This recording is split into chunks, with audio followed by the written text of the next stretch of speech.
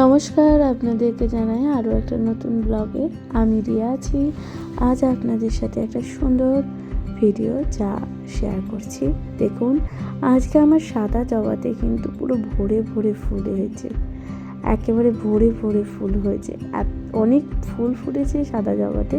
তো আজকে বেশ অনেক দিন পর এতগুলো ফুল ফুটেছে। আর বাইরে এখন খুব রোদের তাপ, সূর্যের তাপ এখন প্রচণ্ড, আর এত গরম পড়ছে আমাদের এখানে কলকাতায়। এখন এত গরম যে গাছগুলোতে প্রতিদিন দুবার করে জল দিতে হয়, একবার সকালে আর একবার রাতে বলতে আমি যখন দিই রাত 10টা, 9:30, 10টা এরকম সময় জল দিই, কারণ যাতে সকালটাও একটু ভালোভাবে গাছটা ভেজা ভেজা থাকে। প্রচণ্ড গরম আর প্রচণ্ড সূর্যের তাপ, এখন তো বাইরে বেরোনোই খুব মুশকিল। আমি শুধু ভাবি যাদের বাইরে কাজ, যারা ডেলিভারি করে, তাদের কত কষ্ট হয় এই রোদের মধ্যে বাইরে বেরোনো, খুব কষ্টের। এখন এতই গরম পড়েছে আর এতই রোদ, গাছের পাতাগুলো পর্যন্ত শুকিয়ে যাচ্ছে এত যত্ন করার পরেও। আপনারা তা দেখতেই পাচ্ছেন। তো যাই হোক, দেখুন আজকে আমার গাছে কিন্তু অনেক ফুল ফুটেছে, আর এগুলো কিন্তু নয়নতারা ফুল। নয়নতারা আমি সব তুলি না, অল্প অল্প কিছু গাছে রেখে দিই যাতে গাছটা আরও সুন্দর লাগে দেখতে। আর এই হলো, দেখুন এটা হলো আমার সেই সুন্দর সাদা জবা। এই সাদা জবাগুলো আজকে অনেক ফুটেছে, অনেক, প্রায় 7-8টার বেশি তো ফুটেছেই। যাই হোক, খুব সুন্দর লাগছিল, গাছটা পুরো সাদা হয়েছিল। আর এই গাছটা অনেক দিনের পুরনো একটা জবা গাছ, অনেক পুরনো জবা। তো মাঝে তো ফুল ফোটাটা অনেক কমিয়ে দিয়েছিল, বাট এখন অনেক ফুল ফুটছে। তো এখানে আমার মনে হয় 10টার মতন তো ফুল ফুটেছে, আমি যদিও গুনিনি। আর দেখুন, এখানে আমার একটা অরেঞ্জ জবা ফুল ফুটেছে, অরেঞ্জ কালারের। আর বেশিক্ষণ ছাদে থাকতে পারছি না, কারণ অনেক বেশি সূর্যের তাপ। আর এই দিকে দেখুন, পুরো লাল থোকা জবা, এটা হলো আমার থোকা জবার গাছ, পুরো লাল। তো এখানেও 7টার মতন জবা ফুল ফুটেছে, লাল থোকা। তো এখানেও দেখুন 7-8টার মতো লাল থোকা থোকা জবা ফুল ফুটেছে। আর গাছ ভর্তি ফুল দেখে কিন্তু অনেক বেশি ভালো লাগে, তাই না? আমাদের সবারই কিন্তু এটাই চাওয়া থাকে, গাছে অনেক ফুল ফুটবে, গাছে অনেক ভরে ভরে ফুল। এই জন্যই গাছ লাগানো। তো বন্ধুরা, আমার কিন্তু বরাবরের মতন এই জবা ফুল অত্যন্ত প্রিয়। তো দেখুন, এখানে আমার গোলাপি জবাও বেশ ফুটেছে, এখন একটু কম ফুটছে রোদের তাপে, আগের মতন অতটাই ফুল দিতে পারছে না। তো যাই হোক, যাই ফুটুক না কেন, প্রায় প্রতিদিন তো 7-8টা ফোটেই। আগে তো অনেক ফুটতো জবা ফুল, প্রায় আপনাদের কি বলবো, এই আমার জবা গাছটা হাইয়েস্ট ফুল ফুটেছিল একদিন, 30টা ফুল ফুটেছিল এই গোলাপি জবায়। ওটাই ছিল অনেক বেশি জবা, গাছ ভর্তি গোলাপি হয়েছিল, গাছটা পুরো গোলাপি হয়েছিল। আমি সেই ভিডিওটা আপনাদের সাথে কিন্তু শেয়ার করেছিলাম।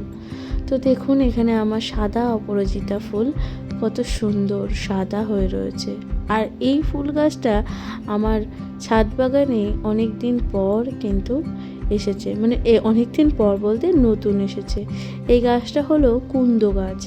আর কুন্দ, আমি তো কুন্দ বলেই ডাকি, আপনারা কি নামে ডাকেন বা আপনাদের কি নামে জানেন, অবশ্যই তা আমাকে কমেন্টে লিখে জানাতে পারেন। এবার দেখুন, আমার লাল যেটা দেশি জবা, সেই জবাও অনেক ফুল ফুটেছে। আপনাদের বলুন, আপনাদের বাড়িতে কত জবা ফুল ফোটে, আর আপনাদের কোন ফুল ভালো লাগে সব থেকে, সেটাও কমেন্ট করে জানাবেন। অবশ্যই আমার ব্লগগুলো আপনাদের কেমন লাগে সেটাও লিখে জানাবেন। আর দেখুন, সর্বশেষ আমি এই গাছ থেকে বেলপাতা ছিঁড়ে নিই প্রতিদিনের পুজোর জন্য আমার, কারণ বেলপাতা ছাড়া তো আমার পুজোই সম্পন্ন হয় না। তো যে কারণে আমার প্রতিদিন বেলপাতা লাগে। আর সমস্ত গাছে আমার ছাদ বাগানে আছে। তো এই গাছে আবার 2টো জবা ফুটেছিল, 2-3টে, তো সেগুলোকেও ছিঁড়ে নেব।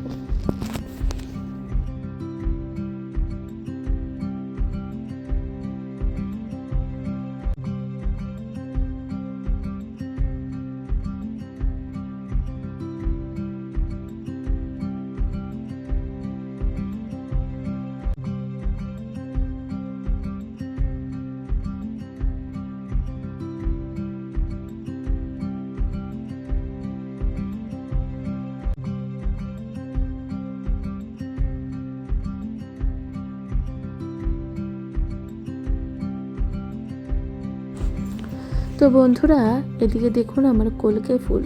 তো এখানে হলুদ আর কমলা কমলা হবে হয়তো এই কালারটা, দুটো কালারের আমার কিন্তু কলকে ফুলের গাছ রয়েছে।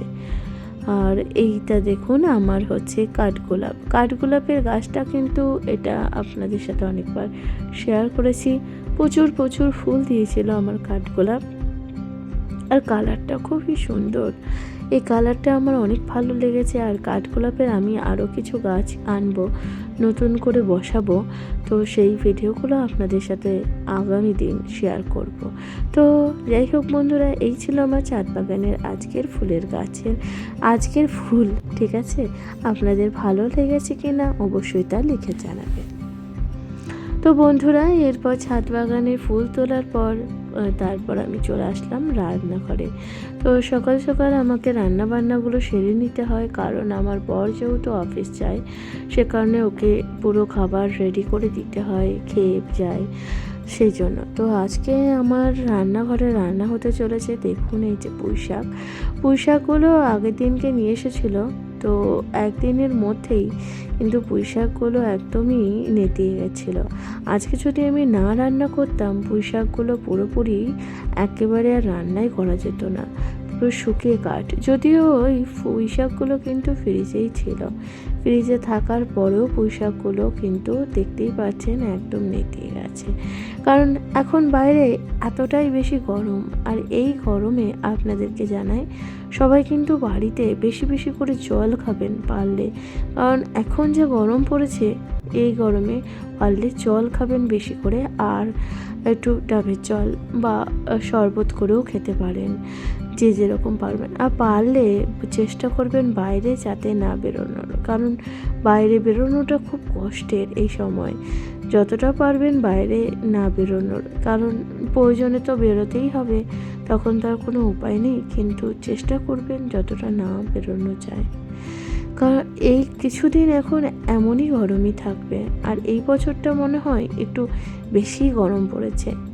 আমরা যারা রান্নাঘরে থাকি, যারা বাড়িতে কাজ করি বা সংসার দেখি সামলাই বা রান্না বান্নার সাথে করি যুক্ত আছি, তারাই বুঝতে পারছেন যে এই গরমের মধ্যে প্রতিদিন রান্না করাটা কতটা কষ্টের বা কতটা যন্ত্রণা। যাই হোক, আমাদের তো রান্নাবান্নাগুলো করতেই হবে, কারণ বাড়িতে সংসারে থাকতে গেলে কিন্তু অবশ্যই আমাদের ঘরের কাজ এগুলো কিন্তু করতেই হবে। আর নিজের কাজ নিজের হাতে করাটা কিন্তু অনেক বেশি ভালো লাগে। অন্য করে দেওয়ার থেকে নিজের করে নেওয়াটা কিন্তু অনেক বেশি ভালো লাগে। আর সবথেকে বড় ব্যাপার হলো গুছিয়ে কাজটা করা যায়। আর আমার নিজেরই করতে ভালো লাগে, কেন জানি না আমার অন্য কারোর রান্না খেতে বা রান্না অতটা বেশি পছন্দ নয়। আমার একটু নিজের হাতে রান্নাই বেশি পছন্দ করি আমি খেতে। তো বন্ধুরা দেখুন, এখানে কিন্তু আমি যেই পাতাগুলো নেওয়া যায় সেই সব পাতাগুলোই নিয়েছি। বেশিরভাগ পাতাগুলো সব শুকিয়েই গেছে, একেবারে নেতিয়ে গেছে। আর এই যে পুঁই শাকটা এনেছিল, পুঁই শাকগুলো কিন্তু অতটা বুড়ো ছিল না, কচি কচি ছিল। তো এবার পুঁই শাকের জন্য আমি এখানে কিন্তু কুমড়ো দেব, কারণ কুমড়ো পুঁই শাকে দিলে অনেক বেশি টেস্ট বাড়ে। আর এখানে জন্য পুঁই শাকগুলো এখন আমি পিস পিস করে কেটে নিচ্ছি দেখুন। আর এই যে কুমড়ো কাটার সময় আমার কিন্তু একটু ভয় লাগে, কারণ আমার ভয় লাগে এটাই যে হাতটা না কেটে যায়, কারণ কুমড়ো অনেক বেশি শক্ত হয়। আর আমি সমস্ত কিছু ছুরি দিয়ে কাটাকাটি করি, কারণ আমার ছুরি দিয়ে কাটতে অনেক বেশি সুবিধা হয়, যে কারণে আমি ছুরি দিয়েই কাটি। আপনারা কি ব্যবহার করেন অবশ্যই তা লিখে জানাবেন। আর আপনাদের আমার ব্লগটা কেমন লাগছে সেটাও কিন্তু অবশ্যই কমেন্টে জানাবেন। কমেন্টে লিখতে ভুলে যাবেন না আপনাদের কোথা থেকে আপনারা দেখছেন, আর আমার ব্লগটা আপনাদের কেমন লাগছে। অনুগ্রহ করে সবাই পাশে থাকবেন, সবাই একটু কমেন্ট করবেন এবং আপনাদের মূল্যবান মতামত, যা অত্যন্ত গুরুত্বপূর্ণ।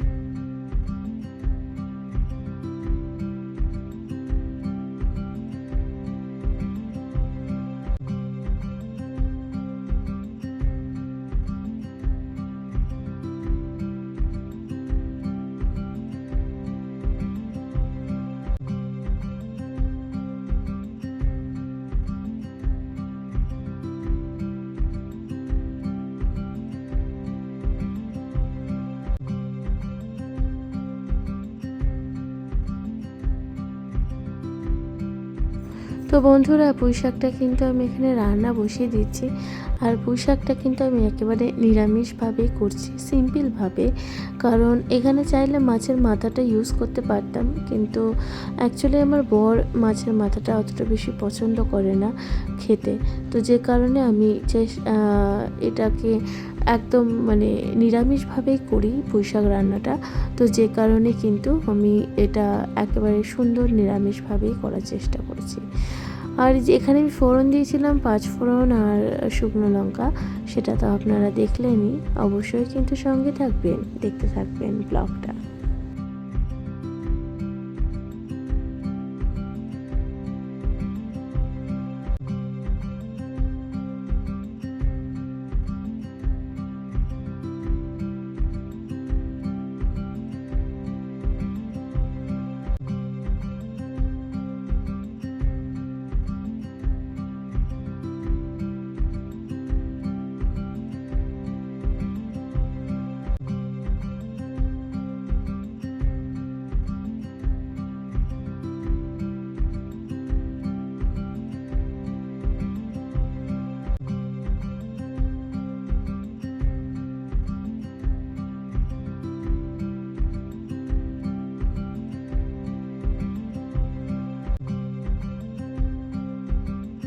হ্যালো বন্ধুরা, তো আমার পুঁই শাকের রান্নাটা কিন্তু জাস্ট কমপ্লিট হয়ে গেছে।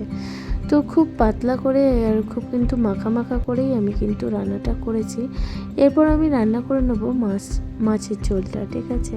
তো মাছের ঝোলটা এখানে কিন্তু খুব সিম্পলভাবেই রান্না করব। এখন এত গরম পড়েছে যে বেশি মশলা টশলা দিয়ে খেতে আর মন চায় না।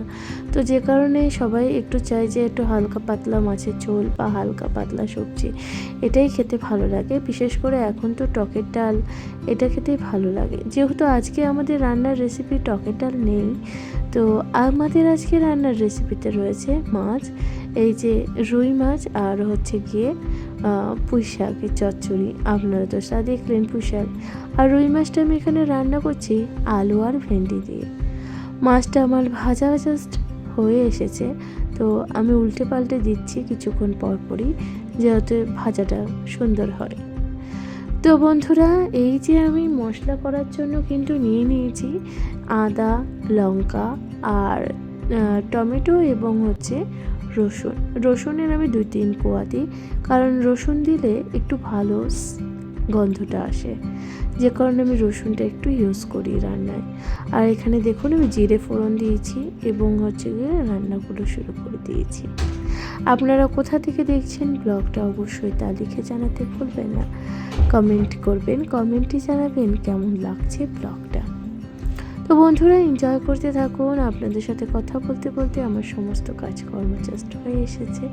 কেমন লাগছে আমার ভিডিওগুলো সেটা জানাবেন। আজকের মতো জানাচ্ছি বাই বাই। কোথা থেকে দেখছেন, ফেসবুক থেকে বা ইউটিউব থেকে, যেখান থেকে দেখুন না কেন সাবস্ক্রাইব করে দিয়ে পাশে থাকবেন। আজকের মতো জানাচ্ছি বাই বাই।